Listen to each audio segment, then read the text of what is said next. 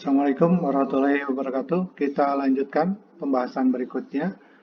Masih turunan, kita masuk ke aplikasi dari turunan. Kita ambil hanya satu jenis aplikasi. Dalam ini Bapak akan ambil laju terkait untuk aplikasinya. Oke, pada sebab ini akan kita bahas tentang hubungan antara satu variabel dengan variabel yang lain, ya. Atau biasanya kita turunkan terhadap waktu. Ya.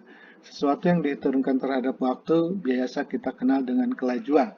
Nah, makanya ini adalah laju terkait, ya, istilah ya, kitanya. Nah, contoh, perhatikan. Sebuah tangki penampungan air dengan jari-jari 2 meter dan 36 meter, ini seperti gambar. Airnya dikeluarkan dengan pompa di mana debitnya 3000 liter per menit. Perhatikan, ini debit air, ini adalah volume persatuan waktu. Nah, volume persatuan waktu itu sama juga dengan kelajuan, laju air yang keluar. Nah, berikutnya pertanyaannya adalah berapakah laju penurunan permukaan air di dalam tangki? Kalau kita definisikan tinggi tangki ini adalah H, maka laju penurunan itu adalah dH per dt, ya. Turunan tinggi terhadap waktu. Nah, ini laju penurunannya, artinya seberapa cepat ini turunnya. Ya, dibanding ini seberapa keluaran dari debitnya. Oke, perhatikan. Ini yang diketahuinya dP per dt 3000 liter per menit atau sama juga dengan 3 meter kubik per menit, ya. Kita gunakan satuan meter. Kalau liter itu kan adalah satuannya adalah desimeter kubik, ya. 1 desimeter kubik itu adalah 10 pangkat min 3 meter kubik, ya. Perhatikan naik 1, ya. Ini karena kubik. Nah, atau dibalik 1 meter kubik, ya. Itu adalah 1000 desimeter kubik. Nah, ini. Nah, kemudian perhatikan, ini kita tidak tulis tanda min. Min ini hanya menunjukkan bahwa ini terjadi pengeluaran, ya. Nanti sebenarnya kalau ini pun terjadi penurunan, min juga hasil akhirnya. Nah, kita lihat besarannya saja. Ini besaran yang dikeluarkannya 3 meter kubik per menit, nanti besaran penurunannya ini berapa? dH per dt. Nah, perhatikan nanti dP per dt dan dH per dt itu datangnya dari mana atau dapatnya dari mana. Kita perhatikan rumus dari sebuah volume. Volume silinder itu adalah V sama dengan VR kuadrat H. Perhatikan di sini ada variabel V, ada variabel R, ada variabel H. R ini adalah konstan, ya. R ini adalah konstan sehingga dia tidak ada perubahan selama proses pompa yang terjadi. Itu perubahannya ada terjadi dari volume sama tingginya saja. Artinya jari-jarinya tidak berubah atau konstan. Sehingga VR kuadrat ini sebagai konstanta, ya, konstan atau sebagai sebuah angka. Jadi kalau kita menurunkan angka, ya, tidak diturunkan, ya. Hanya variabelnya aja yang berubah yang kita turunkan. Nah, dalam kasus ini, jika VR kuadrat ini sebagai konstanta, maka tidak beda halnya seperti Y sama dengan 2X. Jadi, X, ya, yang kita turunkan. Yang ini menjadi DY, ini menjadi DX. Ya. Nah, jadi kita turunkan. Karena kedua-duanya diturunkan terhadap waktu, maka V ini kita turunkan menjadi dV per dt. Ini adalah konstanta VR kuadratnya, sehingga H ini menjadi dH per dt. Ya. Kenapa turunan H-nya menjadi dH per dt? Karena turunan H, variabel H diturunkan 1. Jadi tidak kita tuliskan, samanya juga V. Nah, nanti ada kasus kalau misalkan R-nya ini berubah, artinya ya diturunkan juga R-nya, ya, nanti dR per dt. Nah, untuk kasus ini sekarang R-nya itu tidak berubah. Nah, kita perhatikan dP per dt PR kuadrat dH per dt. Berapakah nilai dH per dt? Kita yang ingin cari, maka PR kuadrat ini sebagai pembagi dP per dt. Sehingga dH per dt sama dengan 1 per PR kuadrat dP per dt. Kita masukkan jari-jarinya 2, kemudian dP per dt-nya adalah 3. Kita dapatkan setelah kita hitung dengan kalkulator ini 0,24 meter per menit. Atau kalau kita dalam satuan cm, 24 cm per menit. Nah, ini adalah contoh pertama dari kelajuan. Ya. Perhatikan berikutnya. Nah, kelajuan tadi ada laju debit, ada laju panjang juga, tinggi di mana terjadi penurunan. Nah, sekarang ada kasus lain, ini sebuah tangga yang disenderkan ke sebuah dinding, tangganya panjangnya 13 feet. Nah, permasalahannya disenderkannya terlalu rendah, ya, terlalu rendah. Ini sengaja, ya. Dimana kalau jarak antara tangga dasar ke dinding ini 12 feet, artinya panjang ini 12 feet nih, ya. Ini 13 feet, ini 12 feet. Nah, ini tergelincir, ya. Yang kemudian tergelincir bagian bawahnya dengan laju pergerakan 5 feet per second. Ini yang dimaksud bagian bawahnya adalah ini. Nah, ini kecepatannya 5 feet per second. Nah, ini yang harus kita pahami bahwa 5 feet per second ini adalah pergerakan X ke arah kanan. Ya. Artinya terjadi perpanjangan jarak ini. Ini adalah X. Ini adalah perubahan X terhadap waktu. Jadi kita bisa tuliskan dx per dt. Itu adalah 5. Ya. Nih. Nah, kemudian berapa cepat ujung bagian atas tangga bergerak turun? Artinya yang ini, Y, ini turun ke bawah berapa cepat? Nah, ini tidak lain kalau kita simbolkan adalah dy per dt. Ya. Nah, oke. Yang B, hitung perubahan luas segitiga yang dibentuk oleh tangga, dinding, dan lantai. Kita tahu luas segitiga ini adalah hubungan antara Y dan X, ya. Antara Y dan X. Pada saat ini bergerak, ini berubah. Sehingga akan berubah juga luasannya. Ya. Sampai akhirnya dia turun, tidak terjadi luasannya habis. Ya. Habis, artinya tidak ada luasan. Karena ini datar akhirnya.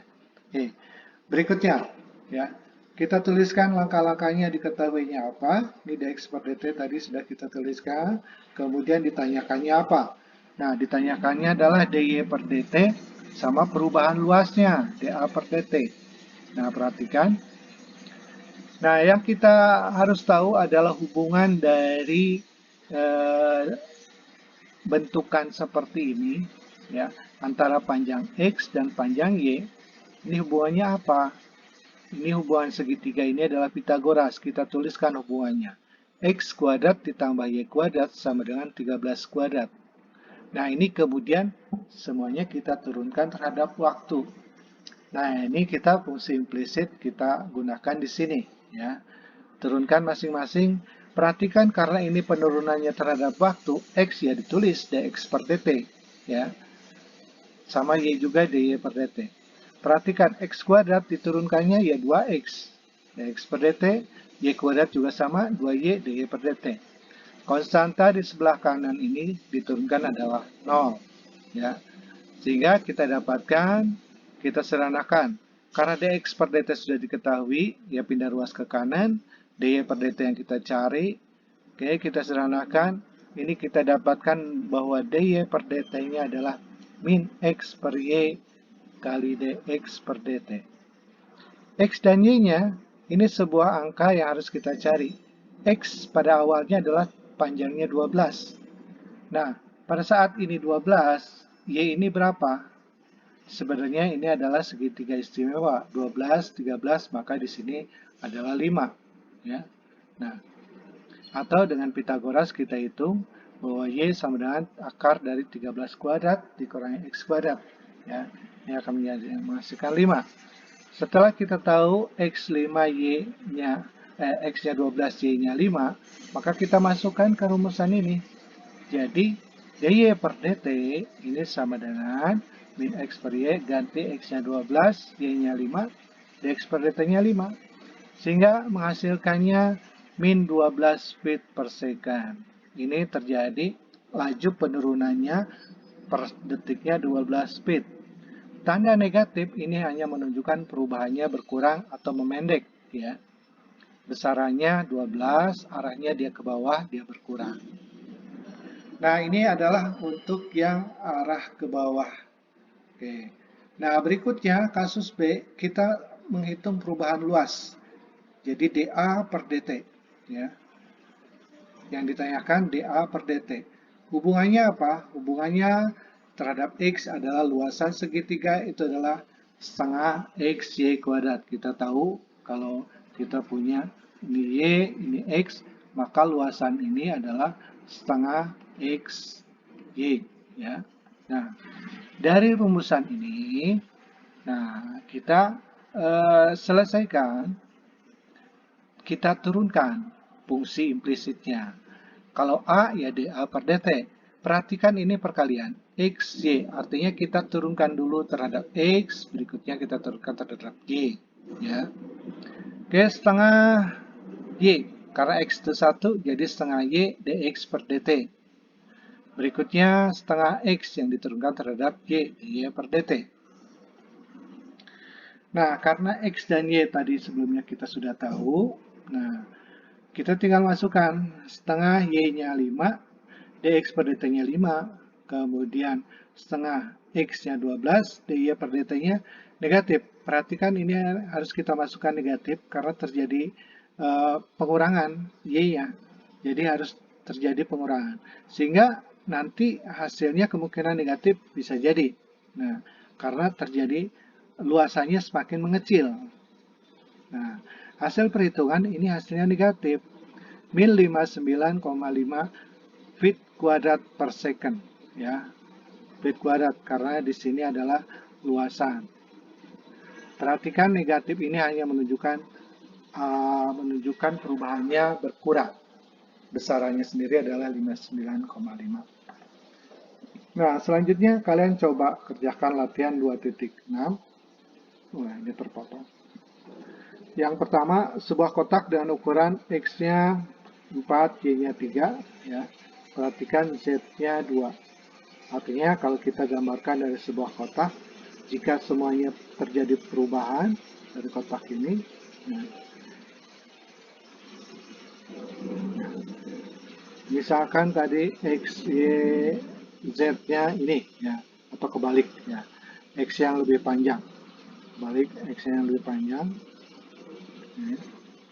Ini X, ini Y, ini Z. Nah,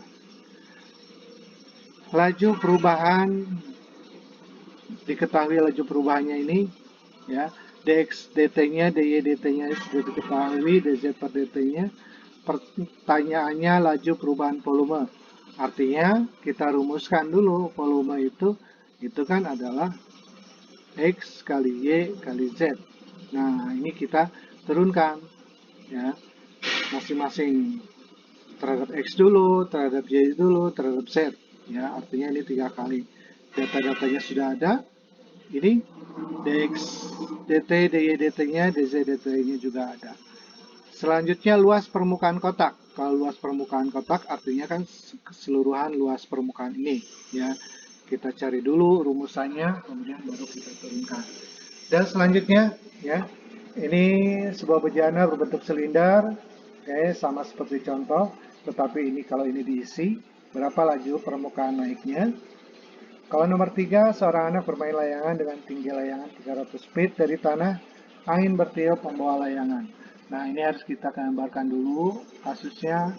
Ini membentuk kalau kita gambarkan sebuah layangan yang seorang anak ini membuat sebuah segitiga. Nah, ini layangannya di sini. Nah, kemudian ada laju pergerakan ke sana. Ya. Kalian gambarkan dulu, ya. Kalian coba dulu. Nah, untuk yang kelima soal ini, nah, kemudian kalian coba kerjakan. Kalian jawab, kalian tulis jawabannya. Kalau ini harus kalian tulis sebagai tugas, kemudian kalian foto dan dikirim untuk dikumpulkan hasilnya. Setelah itu nanti kita akan bahas.